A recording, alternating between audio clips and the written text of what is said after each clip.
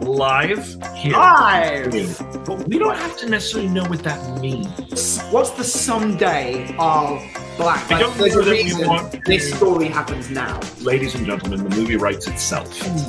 Ooh. Well, I'm still streaming. How do I stop streaming? No! Yay! Hello. Happy Wednesday. Happy Wednesday. We've been off for a few days. We But have we're back. welcome everyone to Ben and Jake Write a Movie. Here we are again. Yes, again. And Jake the Hedgehog. I'm Jake the Hedgehog. Like that, Jake the Hedgehog. Yeah, you kind of got the hair thing going on. A bit of the hair thing going today. It's true. Yeah, I like it. Yeah. Down. I really need a haircut. I'm starting to get like wings. Yeah, you got to figure it out. Figure it out. Figure it out. I know. Well, here we are. We had a little break, and we are did. back to do some talking about writing, and then hopefully some writing.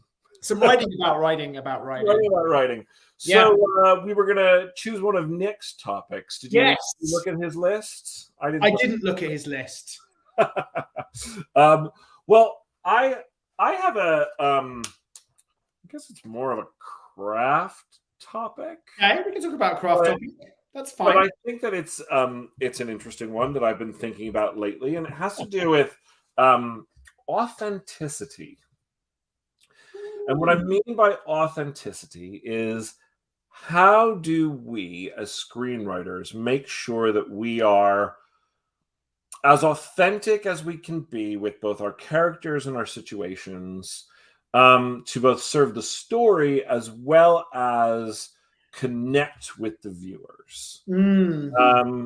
And it can be hard because obviously we're coming up with things that are totally in our imaginations. Right.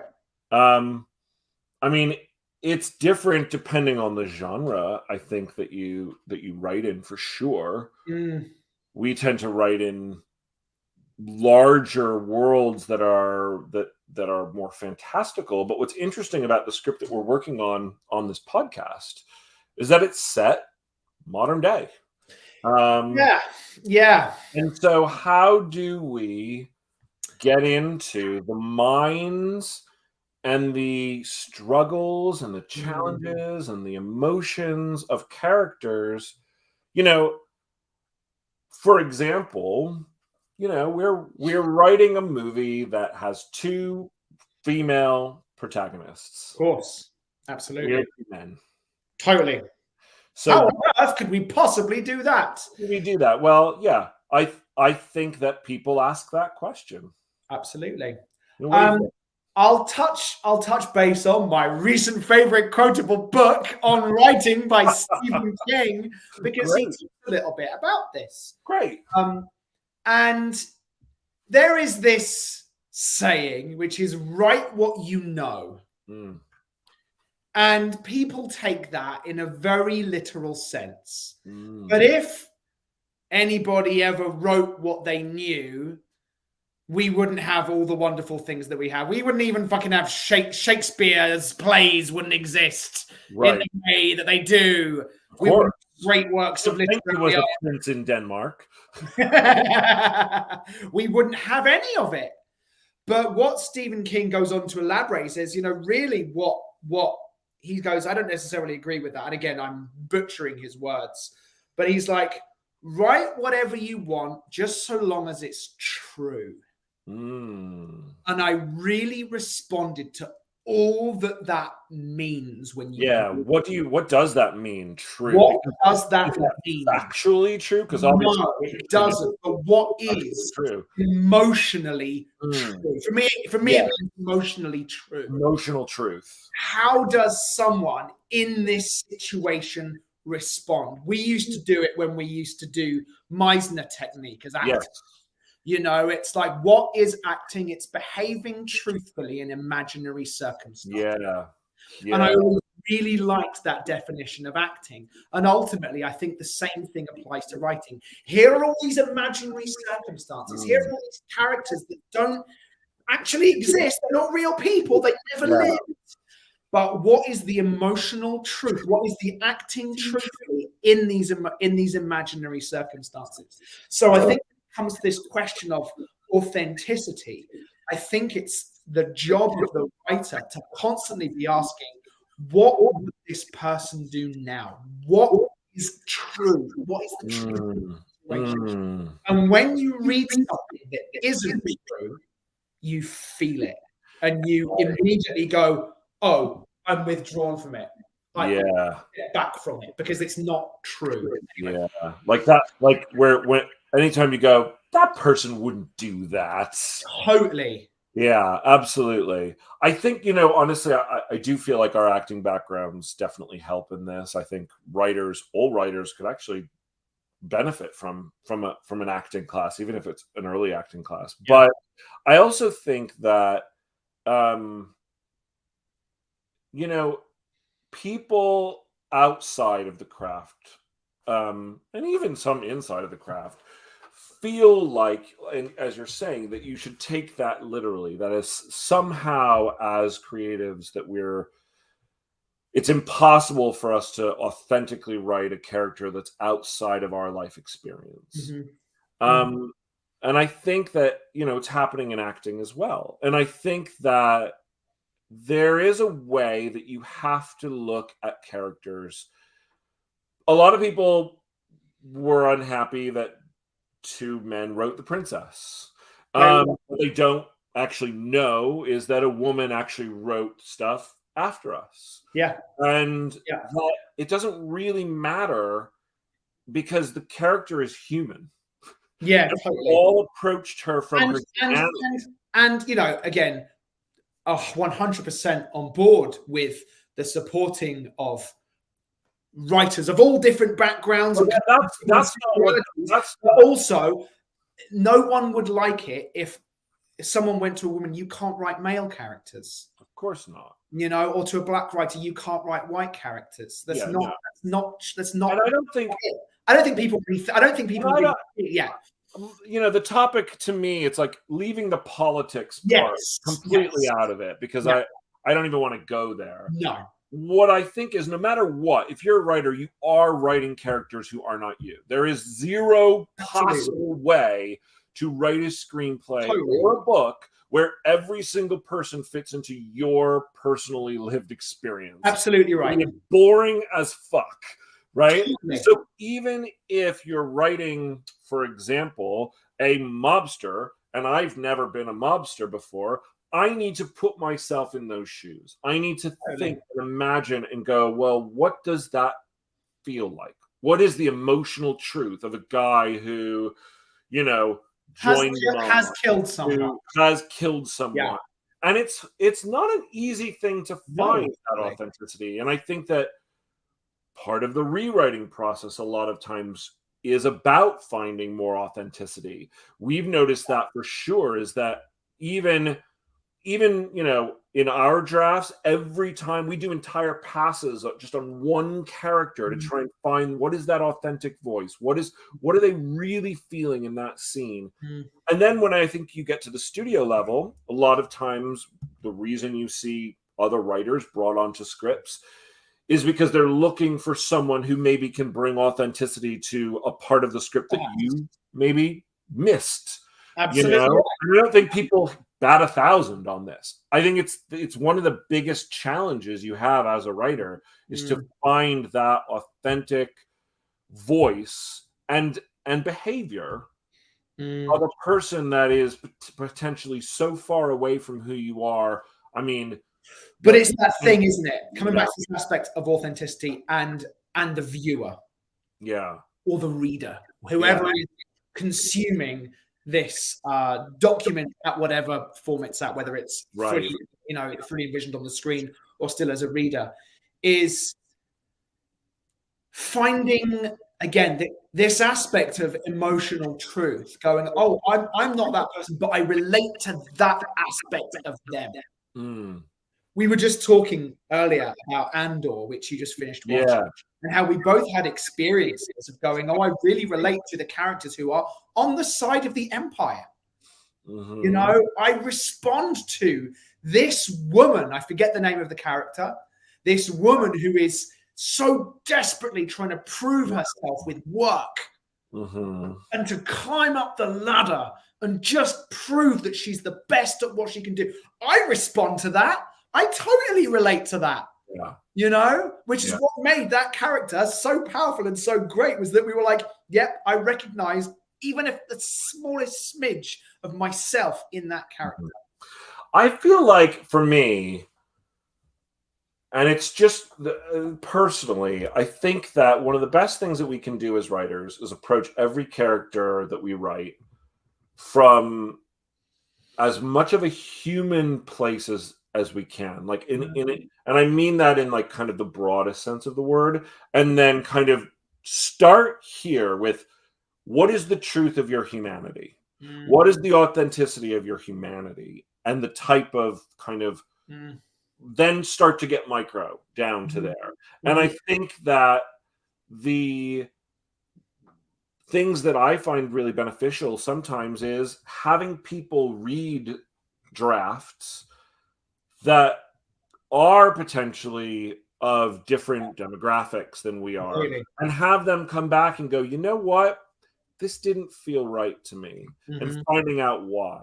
Or if you're writing a character that is something that you don't have a lot of experience in, I think that there's research to be done. Totally. Yeah, I was going to good. I think that talking to people who have lived that life experience can be really helpful. Absolutely. I think that watching movies that are good, that represent those life experiences in a generally considered positive way can be really helpful, especially if you don't have access to someone that's lived that life. You know, like I don't know any prostitutes personally. I could probably we could probably try and reach out to. I think there are many ways to be able to do that. No, but what I mean is, if we were going to write a prostitute, we're writing another screenplay right now. There is a prostitute in it. Granted, it takes place in medieval London, but it's still a prostitute character. And there is specificity in that.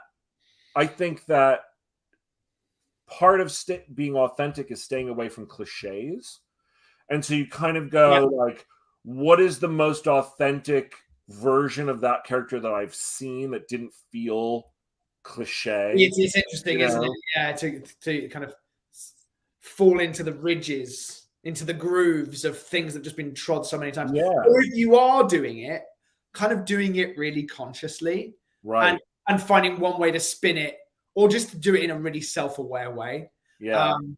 One of the things that we were talking about the other week was your work on Silver Fox, where it's potentially a cliche world that perhaps we've seen before. But one of the things that I liked about the dialogue that you wrote were like, I know it's a cliche, but blank. Right. But this like, hey, that's the character's life, and that's the story. Yes. That's the story we're telling. Yeah. And there's a way to definitely acknowledge those things. Yeah. I think about the princess in this a lot, because I know it's hard for people who never read our original drafts to know exactly what the character felt like from our perspective. It changed. It did change, but regardless of better or worse, I think that the goal that we had with her character and trying to find the authenticity in her is we wanted a woman who very specifically in this world that she lived in didn't want or didn't relate to the expectations of women in that world. And it wasn't about, although it became very much a female empowerment film, it was really about human empowerment. Yes. Because it was a person who was told, you're not allowed to train to be a fighter because you have expectations. But in our version, there was another character who she wanted to be like, who didn't have those expectations. And she's like, well, why can't I be like them? This isn't fair. And that is a thing that I think people in general can relate to. Absolutely. Is that's not fair. Yeah. I want to be able, why do I have to be this when I want to be that? Right. And then having done that secretly, and all of a sudden being forced to use that thing in real time and prove yourself in real time. I think that was kind of very much the emotional place that we were coming from. And, when we sent that script out to many people originally, the feedback we got, especially from women readers, was about how authentic the character felt. Right. And granted, this is a character that takes place in a fairy tale world, so we weren't dealing with modern issues that women go through. We were dealing with fairy tale issues. We were dealing with arranged marriage. But the reality is, it was the human issue. And I think that's why the character felt authentic in the read, whether it did in the film to people or not. I think Joey did a wonderful, wonderful performance in trying to capture that aspect of this isn't what I want for my life. Yeah, for sure. And so I think that to me, I think, is the way to approach it. And I think segueing out of this conversation, unless you have more to say about it, I was going to go into our character conversations from last week. See, look, you like that? You like how we beautifully done. It's beautifully done. It's the way that the character conversations. Well done. It's excellent, seamless. Because we're talking about who Sam is. Yeah. And we haven't really, we talked a lot about things like prologue, and we've talked a lot about where we want to go with Charlize's character. We haven't really landed on, I feel like, exactly this version of. No, we haven't. We went back and forth. Yeah, we've talked about elements, haven't we? We've talked about let's just go into it. So the original version of Sam, our human protagonist, was a heroin addict who'd been trying to constantly get out of that life, but was really struggling with her addiction, was in a relationship with someone who was also struggling with addiction. Right. Learned had a desire to want to get out of that life, but couldn't. Kept on kind of getting sucked back in, but had this hope to be able to make herself better. And then she discovers, oh, holy shit. She gets news that her mother and brother have died. And this starts off a kind of spiritual chain reaction inside of her, which is going to allow her to become the vessel to the being of ultimate darkness. New version.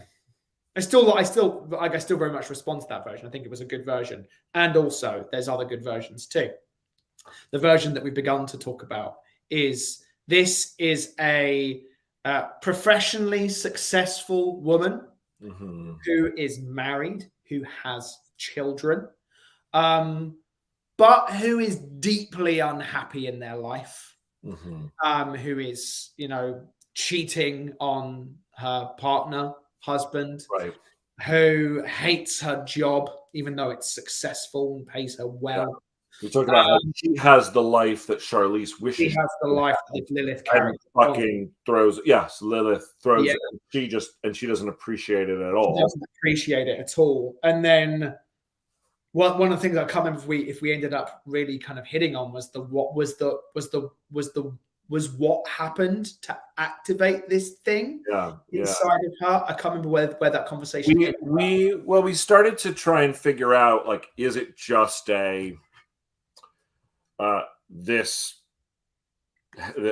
thing happens, or is it specific to her? We were talking about from the mythology standpoint, have the demons been trying to make this happen, or have the demons been waiting and looking for the one? And the conversation came to Neo, and how like Neo didn't do anything to be the one, he just and then the movie happened because they find him, and the conversation was about, well, why does the movie happen now? The why now is because that's when they find him. They figure it out.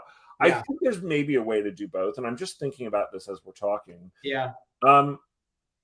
Is there a version, for example, where the darkness of her life isn't completely hidden from everyone, I'll go into a little of the complexities. Mhm. So the version of Sam from the original who was going to an NA meeting, which does feel a little cliche, and we talked about that, but we'll keep on that for a moment. That version doesn't necessarily have to be separate from the version who's trying to work a professional job, who has a husband and has kids, okay? It also doesn't have to be unknown from the husband, for example. Maybe they're on the verge of getting divorced. Maybe this is the last chance. If you don't fucking get your shit together, I'm out and I'm going to take the kids with me. Maybe the one thing in her life, as we talked about, that she actually cares about are her kids. And maybe the darkness, all the things that we talked about with the other version of Sam, we could keep those things. She could still shoot up with her lover, Totally could, you know, and also have been trying to find a way to live with it. And that actually, in a way, feels almost more authentic. That's interesting, actually. As you were talking through it, I was imagining, let's say that she is a recovering addict, and that she potentially does go to a meeting, but she meets someone there, right? And they go back to his, and they use, and it starts off this kind of spiral. She comes home that night, and she's just fucking high off her face. And has the husband packed everything? Yeah, totally. In the car. Yeah, totally. Like, is that the thing ooh. Yeah. She goes out, she gets fucked up. It may not even have to be as dark as like I shoot up. It could just be I go get so shit-faced drunk. Totally. And I come home drunk, and he knows where I was because he put some sort of tracker app on her phone. And he's got the kids all packed up. He's in the car. She happens to show up before they could leave. Yeah. And they get into a huge fight. The kids are watching. They're crying. She's fucking pissed. And when he drives away and she goes in the house and she just fucking like swipes all the shit off the banquette and just starts fucking breaking shit because she's so fucking angry. And the anger just builds up inside of her to where it's just boom! Yeah. Boom! I like that. It kind of gives us a little bit of both versions. Yeah, it does. It does. And you still have this character who's when we meet her, she's pretending. And there's actually something really powerful about a scene that we currently have in our outline, which is when she goes into a bar. Because going into a bar for an alcoholic is a fucking big deal. Yeah. But there's fucking nowhere else for miles around. I'd be fine with her literally just being an alcoholic. I don't know that we have to go all the way to hard narcotics. I agree. Yeah, I agree. I think she has struggled with various addictions. Maybe she did narcotics when she was younger, but it doesn't. I don't think it has to be about. I don't think we ever need to know that. The point is, her and her husband have been trying to make this work. He genuinely loves her, but enough is enough. Yeah. She refuses to get better. She gets drunk and she sleeps around and does dangerous things and drives drunk, and she puts the kids' lives at risk when she shouldn't. He's like, if you do this again and I find out it's over, I'm taking the kids, you'll never fucking, like, I can't do this anymore. He's trying to be good. She's like, fuck you, you're not taking my kids from me. And then she slips up. We could have the scene literally where she does do everything that she does in the bar, and she fucking comes home shit-faced, trying, and who's there? They're about to leave because he knew exactly what was going on. Yeah, totally. Great. Love it. You know? Yeah, cool. I'm down. Yeah. Sold. So, great. So that being said, so she's very complex. She has the possibility of having everything and is ruining it. She is the epitome of humankind. In fact, there's a metaphor here for humanity as a whole. Yeah. Especially with like the fact that these are the demons coming to take away the earth from humanity. Totally. And the idea that like humans are given the free will to the point where we could have it all, and we throw it all the fuck away. I agree. Can we talk a little bit then about need and want? Now, the want is going to become apparent. I want to excise this demon from inside me. Right. That's fine. Professional needs, same as Lilith's. What does she need? What's going to be the representation of her growth and change? We talked about this, and I have it written somewhere, but I just opened our document, and for some reason it's not here that I can see. The point is, I think we talked about the idea that all she needs is hope. Okay. She doesn't believe, and this is something that actually, it's almost like something that Charlize needs as well. Lilith wants to have a human life. Mm-hmm. What she needs is to accept that she can have both happiness and be authentic to who she is. Sure. At the same time. Mm-hmm. And it's about, it's something that I think actually goes to this idea of addiction. Somehow we're going actually even deeper. We're kind of chipping away here, but self-love, right? And that without love, if you don't love yourself, it's hard to have hope for any sort of future. And so both of our characters need to be reminded or believe that there's something good inside of both of them. That's really profound. Yeah, I like that. I think that's really interesting. And I like that they both want something different but need the same thing. Yeah, totally. I agree. They kind of learn this lesson together. And they both come to it totally through the journey that they're going on. For sure. And they both realize that actually there are good things about me. Mm-hmm. I can love myself. Mm-hmm. That I don't need to be what everyone else is or wants me to be, and that I can be the person I want to be. I can live an authentic life. I can do the types of things that I want to do. I don't need to be judged, but that if I love myself, if I can find worth within myself, it's about me finding that first before I can have the things that I want. Yeah, how can I be a mother if I don't love myself first? How can I love, how can I be a human if I hate who I truly am inside? Sure, totally. Great. I think that's universal. I'm coming to it today. You're in the creative flow. I'm in the flow right now. It's good. So that being said, I think that I have a pretty decent grasp over who these two women are in terms of where they're starting. I'm not 100% sure of the things that help them get there along the way. Sure. The plot itself needs to be that thing. I remember we've talked about this with a couple of producers and executives over the years. This idea that the learning what you need should never just come from a conversation. Absolutely right. I can't remember. You know what?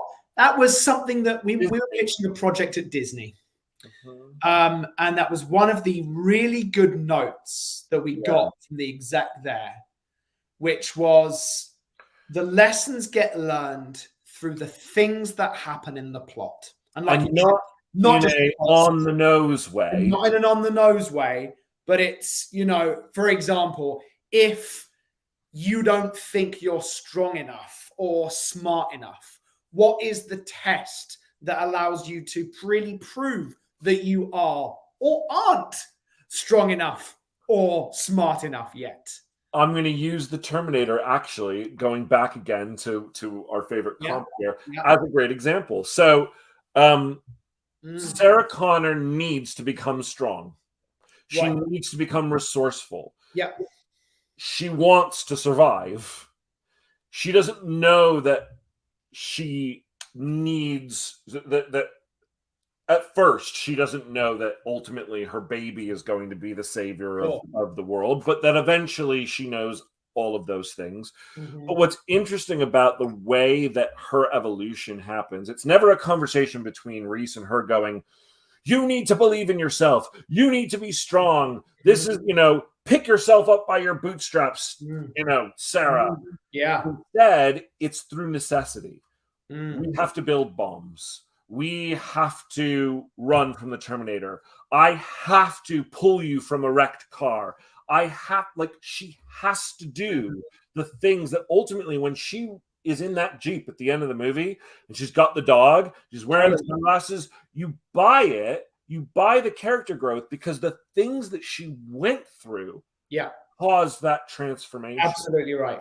Absolutely right. People talk about Die Hard as an interesting example as well. Die Hard is a little less clear, and yet the idea of coming so close to losing the thing that he cares about is what ultimately changes him in the end.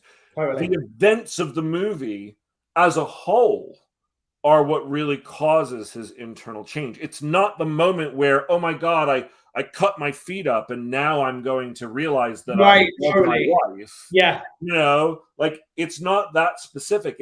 It's much bigger and broader in that. Like, I need to realize that I don't want to be alone anymore. Sure.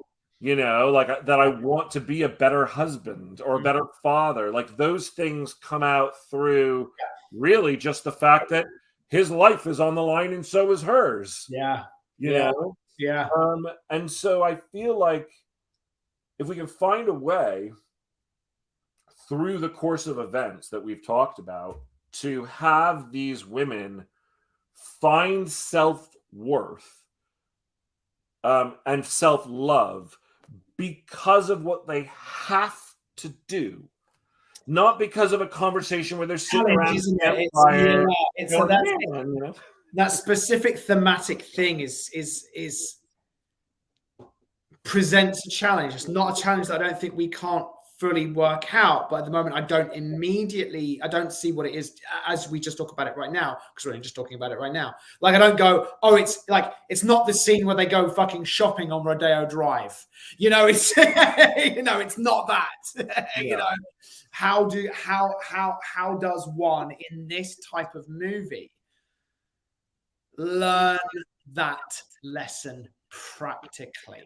Right. I need to love and appreciate myself. How does that look like in an action chase movie with demons?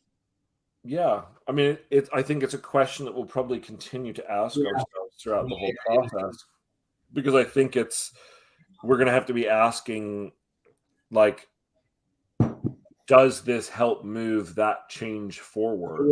Yes. Like, incrementally. And also, and I think we said this at one point in a previous episode, it doesn't have to be 100%. Sure. They don't have to fully become new people. Totally. It's about that very small going, there's hope for us now. In the next movie, or in whatever happens post this movie. Will continue to change and evolve, but the change has begun. Yeah. The events of this movie allow for the change to begin. And I think with something as profound as that, the fact that she, for example, with Sam,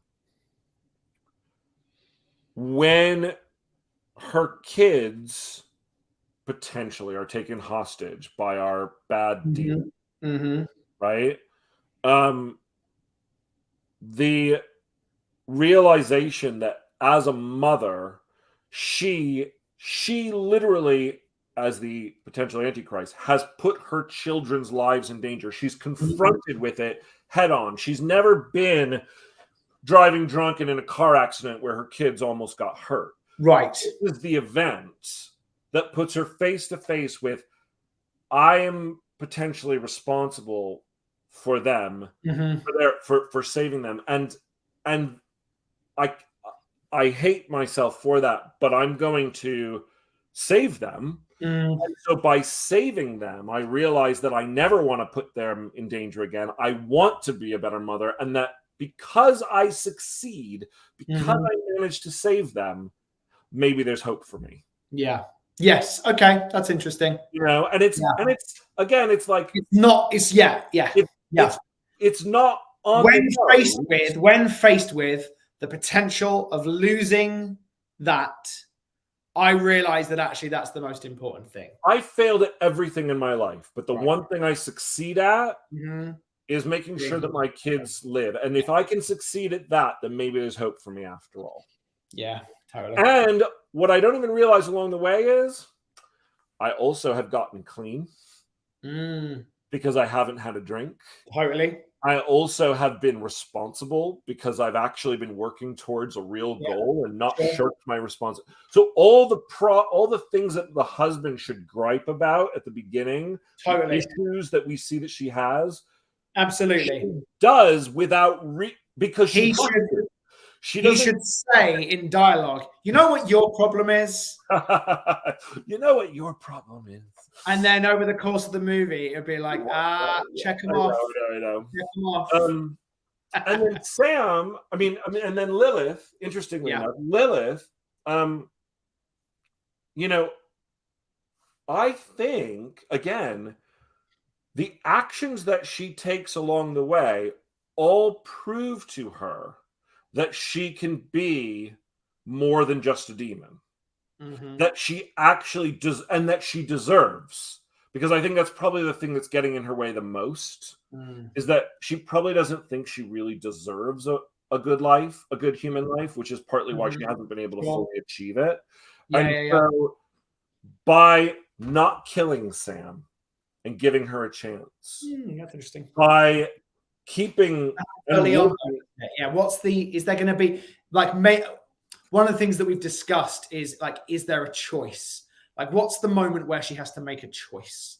Right. Late in the movie. Is she going to turn Sam over? Is there what's at we'll have to figure out again. It's like, what's at stake for her? Or, you know, even in a darkest moment, it's like, I could end this all now by killing Sam. Or is she going to go on a sacrifice? Is she going to go on a self-sacrifice mission? You know, maybe there's a version whereby that's the most non-demon thing you could do. Right. Is to give your life for somebody else's. Yeah. A little Constantine, because it's literally what he does. Yeah. But Constantine's not a demon. And there is something about the fact that is the way in which he redeems himself in that. And I wonder, rather than redeeming herself, which is not going to happen, is there a way that she's done all of this for her own, whether she realizes it or not, even going after Sam is kind of for her own gain, right? We've talked about like what's at stake for her. And like, what are the things that I think that's almost what we left our last conversation on. I don't know that we 100% landed on exactly like the reason that she feels she has to do this now. What is personally at stake for her? Yeah. But she doesn't do the easy thing. No. She puts her life at risk completely to do the right thing. Completely. And that's human. And so what and rather than just killing Sam and being done and being like, okay, finished, she does the hard thing through the whole movie. And that's the whole thing. The John McClane of it for her. Totally. And again, coming back to that, you know, archetype, the 4-act archetype, you know, orphan, wanderer, warrior, martyr, that martyr being the very last aspect of this kind of stuff from an emotional perspective. Like, I am willing to sacrifice myself to help and save this person. You know. I think that's good. I think I mean, obviously there's a lot of details. A lot of details that need to be fleshed out in this. But I think that I think this is good. I think it's I do too. I think It's juicy. Yeah. Let's open up our outline. Our outline and our scratch document. It's funny. I titled this episode "Writing is Rewriting," and then you rewrote it. And obviously we're going back into the outline, and we're going to be rewriting the outline. But I think it's really true. I think it's really true. It's like the first draft, even of an outline, is totally the final draft. Indeed. Yeah. All right, let me share this little thingy here. What did we decide? I think we did decide on a prologue thing, and I remember feeling good about it. It was like we were talking about what do we need to know, and how does it help, and the idea. Hi, Brian. Oh, Brian Kimmett, man, how you doing?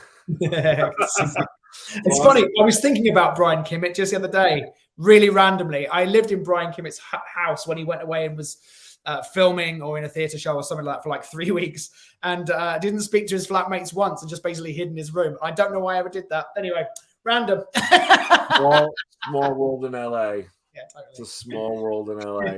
Did I ever tell you, like, I didn't even know that you knew Brian. See, now we're having a whole conversation. Now we're going to conversation about Brian Kimmett. There you go. Brian and I bar back together. Really? In like 1999. Wow. There you go. Such a small world. It's a small world. See, there you go. Another example of LA is a tiny, tiny, tiny place, and be good to everyone. It's, sometimes on Facebook I'll go, how the hell did I know I have that experience all the time too. Yeah. Yeah, absolutely. Anyway, what we were talking about was the what is this prologue? What is the prologue? And we were saying that there's a potentially words on Blackie version, but how do we know? And I was saying that the thing I want to know, the thing that helps me feel connected to the opening of the movie is I want to know that Lilith is a demon who is trying to live like as a human, who's like run away. And I think we had been talking about Brian says talking about a bartender. All those fucking years ago, man. All the years bartending. 1999 is 25 years ago. Oh, shut the fuck up. Oh no, it's not. It's 2023. Nearly. No, it might have actually been nearly 24 years ago. It had to have been 99 because I remember I started working at Lola's in 2000. Well, there you go. Wow. Yeah, we worked at Il Fornaio in Santa Monica, which is not there anymore. It was right across from the Ivy in Santa Monica, which was the place where every celebrity in town went. And I remember all the time, like, seriously, like every celebrity would show up, and then like all the people in Il Fornaio would be like, who's over there? Who's over there? And those people who were working at the Ivy were making buco dollars. It was crazy. Sure. Anyway, back to our movie. So I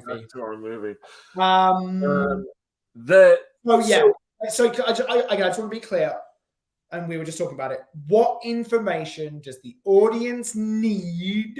Right. And do you think it's need at this point to know coming into it? You were saying that you think we need to understand that it was a demon.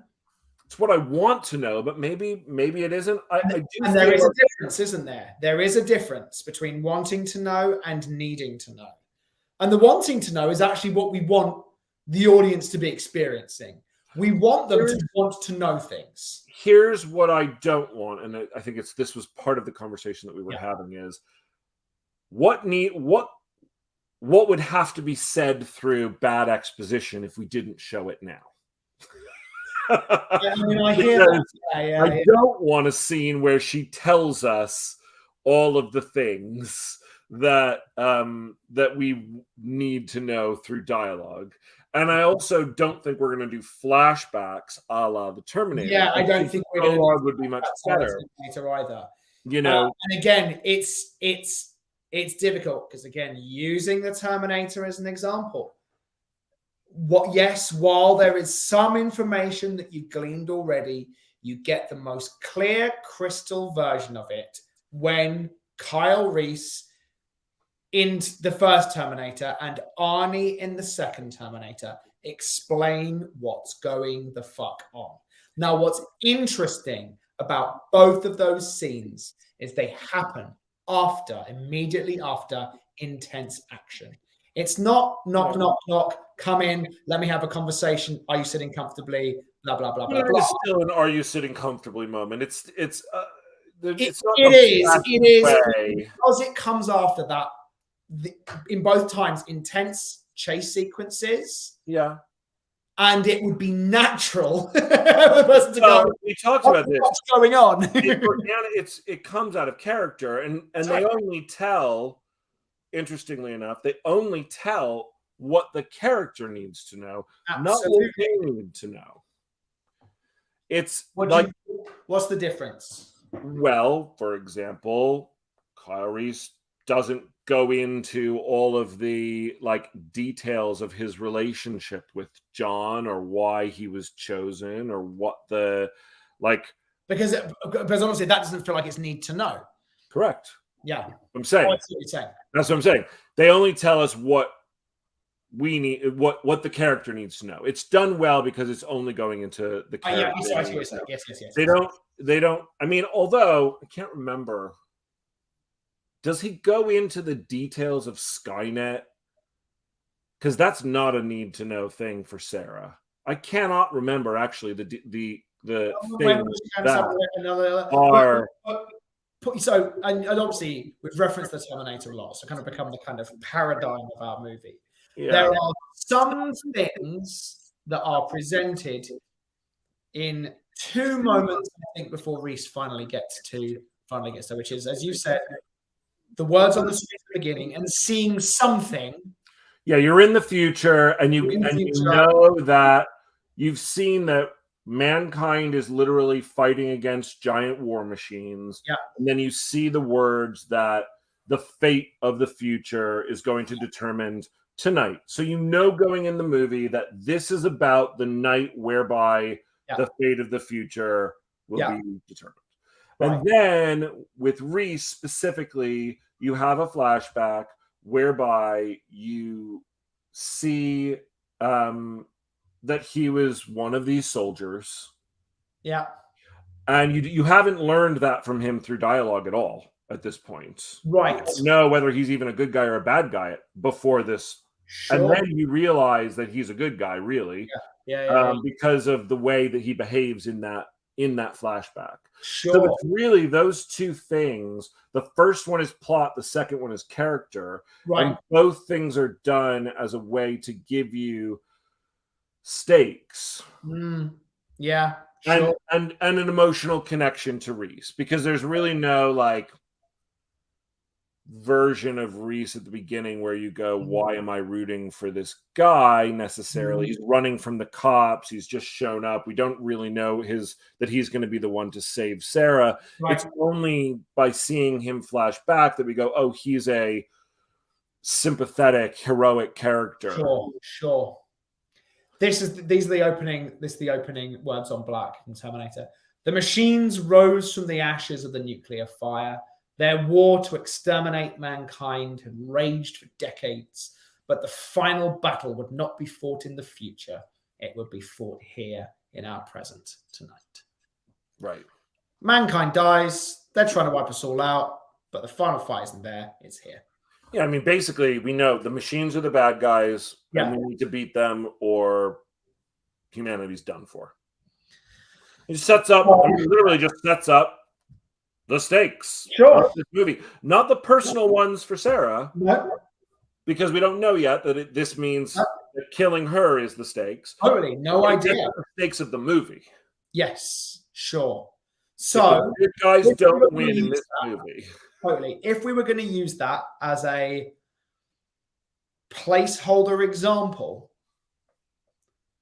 Is it for years, mankind or whatever, the existence of this being of ultimate darkness that would spell doom for mankind, and one day that will, and that will happen soon. And the demons are, this is all bad, all bad version of it. See, but I would rather not have, I would always choose to go non-words over black if we can. I would too. And I think that, and this is why I was pitching to stick with the prologue, because I think there's a way to get that character flashback for Lilith at the same time as understanding what the stakes are. So, for example, if the scene that we have in the prologue establishes not only that one day that what the demons are doing is waiting for the day the Antichrist shows up and continuing to create chaos and mischief in a way that will hopefully lead to that. If we're sticking with that mythology somehow. And the fact that she doesn't want that anymore and is going to then leave the demons and go on a run, then I get both things. I know when we cut to 100 years later that the stakes are the Antichrist will allow the demons to come to Earth and humanity will be enslaved for eternity. And that our character is the heroic, sympathetic one who said, I can't do this anymore, and ran away. Cool. So that, I feel like, is all the exposition that I would want out of this scene. It kind of does it in what we have, but it also doesn't. There's no exposition that's going to explain any of that stuff in the current version that we have here. What we're going to get out of it is, as written, let's have a little look. Let's just reconnect with what's written at the moment. See what's so we start exterior Chicago day, establishing super Chicago 1925. Then we go into a sedan. Can you scroll down for me? Thank you very much. Driving the Chicago streets. Inside the car are four, what look like mobsters, 2 men, 2 women. Focus on Lilith, 30s. She seems the odd man out, but only if you're paying real attention. Zod is driving, looks in the rearview mirror, catching a glimpse of her face. They pull into and up to the newly finished Tribune Tower. Immediately outside it, Zod and the crew approach the front doors. They carry bags with them. They're stopped by a security girl, and Demon Girl, one of these mobsters, again, audience perspective, whispers into his ear. He breaks down crying. Wow, what did they do? What's happened? They push past him with ease. Into the lobby of the building, the gang pass a group of school children who are being given a tour of the skyscraper. Lilith has a moment of concern, but tries to bury it. Again, just something on her face. Zod catches it, asks her if she's okay, and brushes it off. They continue to a stairwell and slip inside. The next scene takes place in a boiler room. Pipes and gas lines, steam is venting. Zod and Lilith keep watch as our other 2 demons place dynamite. This is where we reveal that they have dynamite with them. A janitor comes in, notices them, confronts them. Snap, Zod kills him. Dialogue. Lilith, was that really necessary? Zod, what do you care? They're all going to die in a few minutes anyway. They finish. Yes. They finish up, set up a timer. Lilith discreetly slips off an obsidian ring she has on her finger. We're going to establish this is something she got from him, and they are in perhaps a sexual relationship, but Lilith is having second thoughts. Then they all leave. Moments later, Lilith's in the rear. She says, shit, my ring's come off. Zod is like, what the fuck? She says she has to go back for it. He says, make it quick. The bomb is going off any minute. Lilith runs back. In the boiler room, she grabs the ring, disconnects the detonator. As she turns around, Zod is there. He was suspecting that something had been off with her.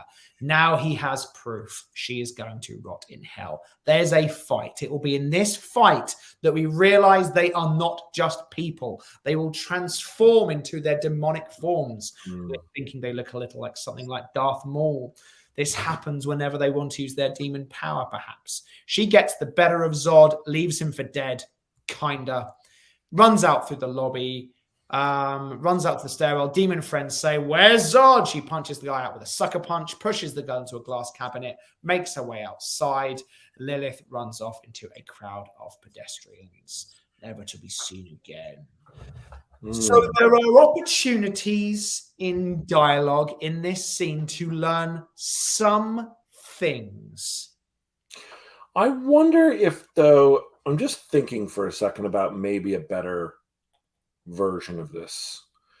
And because writing is rewriting, I'm thinking about our mythology and about Sam and about why now of it and that kind of thing.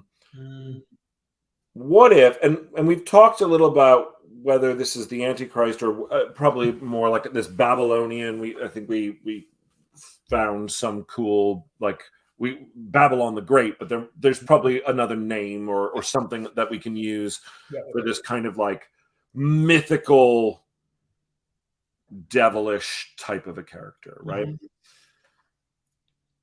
What if every 100 years another person is born that has the potential to become the vessel of Babylon the Great, using that as a placeholder for right now.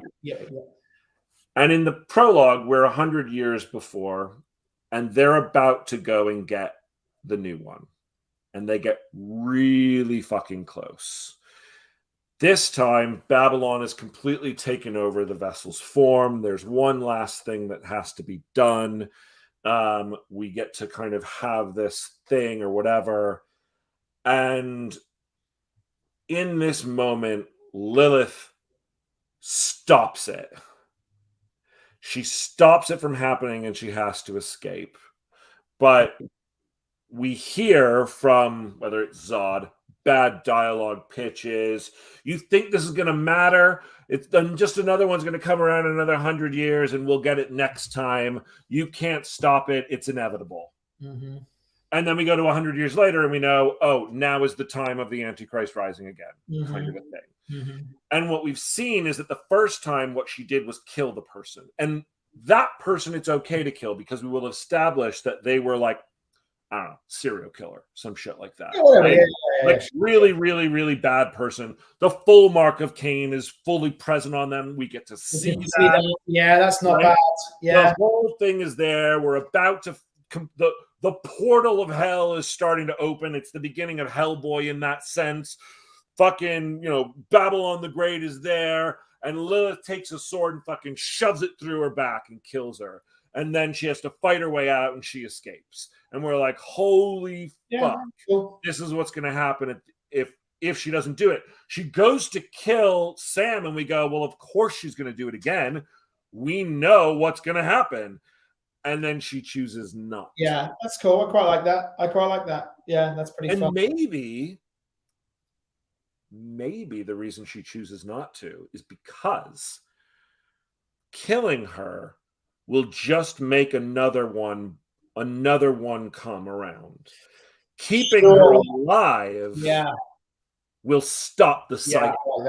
Like somehow Babylon the Great will never come back if Sam never changes, at least during her lifetime, and thus the cycle will be broken. And maybe there's a prophecy. The prophecy and the Neo prophecy is that if when Babylon the Great's vessel ultimately the curse will be broken, la la la la la. So we get this big kind of, again, what we like to do with these types of movies, we get a genre action moment. Genre action opening lets the audience know what kind of movie to normal Portland, and we see Sam's life. That's great. And then we're going to write this tomorrow. Oh, fuck, man. Yeah. But before we go, we have to put it down in a note because we won't remember it. Yeah. And we got to be good. I don't remember it, and you literally just said it. Fuck off. All right, so I'm going to add a note here. Can you see my note? Just that there is a note. No, I can just see that there is a note there. All right, well, hold on 1 second, and I'm going to actually stop that, and then I'm going to go present my screen, and now you're going to see my note instead. So, oh wow, that's a big note. Boom. So here's what we're saying. I'm just going to start from the beginning of our conversation so we can recap, okay? Sam is a alcoholic, and on the last chance with her husband, she's a failure and angry at life and doesn't have any self-love or hope. Lilith also has self-loathing, thus she doesn't believe she is worth a human life. Prologue. Babylon, placeholder, is about to be reborn. The vessel has gone all the way, and the mark of Cain is present. It's like the opening of Hellboy. As the portal is opening, and then Lilith stops it from happening. Right. And runs. Right. Cool. Very cool. Great. All right. Well, this was good rewriting time. The note now is there and ready for us to use tomorrow.